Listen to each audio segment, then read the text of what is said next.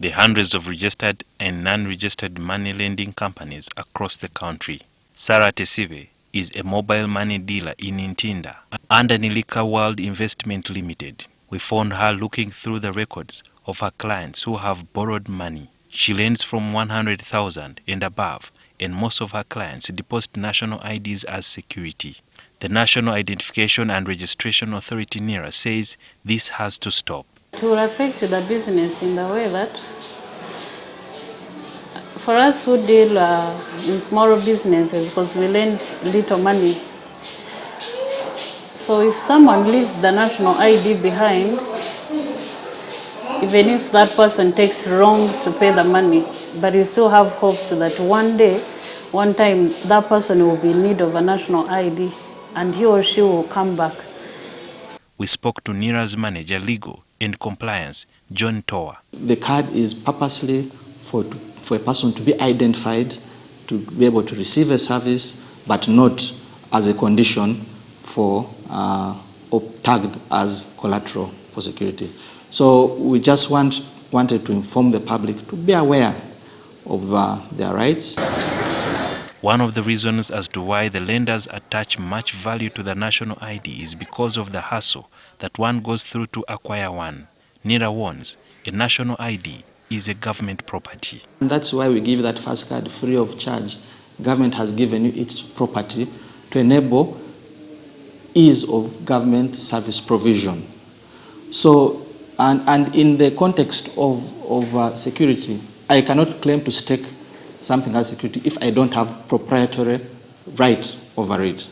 It is not your card, although you're in possession. However, under the Registration of Persons Act, there are specific services under which one needs to present a national ID before accessing them. If you're going to renew your passport, if you're going to renew your driving license, if you're going to conduct bank transactions, if you're going to conduct land transfers, if you're going to have a social security transactions, pension, employment.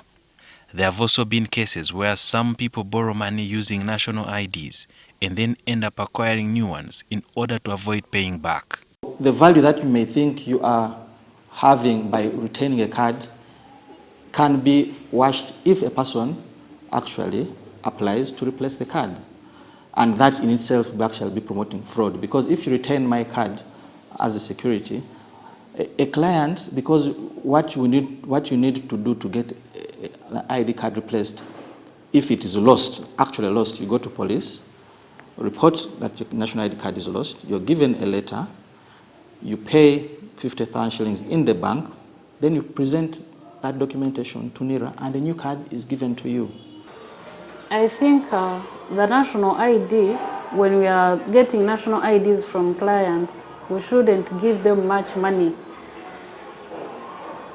because there are people who use national IDs in their daily life and there are others who don't use the national ID so much.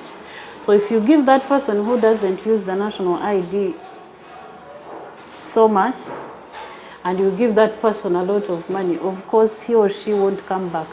Replacing a lost national ID has been one of the most daunting experiences, especially for the ID holders, because of the hassles they have to endure, and this has been happening for quite a long time. Under the law, NIRA can take up to 6 weeks to replace a national ID, but there have been complaints where people have waited for months without getting their IDs replaced. When you go to the Ministry of Internal Affairs, when one pays for the express passport, they get it within about 2 days.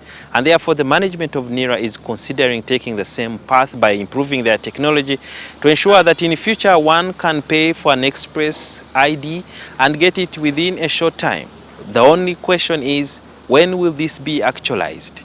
Sudhir Biarhanga, NTV, Kololo.